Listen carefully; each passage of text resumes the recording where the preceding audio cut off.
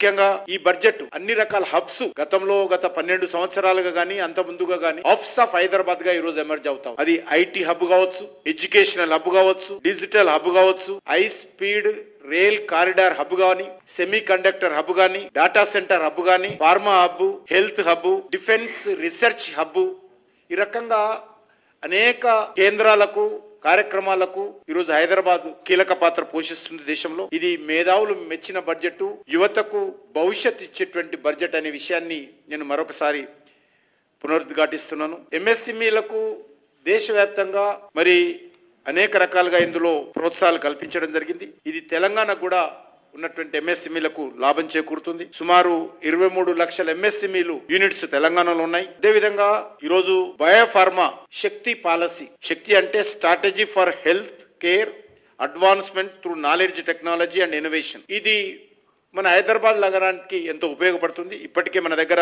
NIPER అనేటువంటి సంస్థ పనిచేస్తా ఉంది. దాన్ని మరింతగా ముందుకు తీసుకెళ్లడానికి, హైదరాబాద్ మరింతగా నైపర్ సంస్థ అప్గ్రేడ్ కావడానికి ఈ యొక్క బయోఫార్మా శక్తి పాలసీ కింద హైదరాబాద్ కు లబ్ధి చేకూరుతుంది. దీని ద్వారా biologics, biosimilars and advanced medicine లాంటి అనేక పరిశోధనలు హైదరాబాద్ కేంద్రంగా ఇప్పటికే ఉన్నది. దాని మరింత పెరగాలని ఇక్కడ ఉన్నటువంటి బయోఫార్మా ఆర్గనైజేషన్స్ చాలా రోజుల నుంచి రిక్వెస్ట్ చేస్తూ ఉన్నాయి. దీని నైపర్ ద్వారా అది మన హైదరాబాద్కు ఎంతో ఉపయోగపడుతుందనే విషయాన్ని సందర్భంగా మనం చేస్తా ఉన్నాం.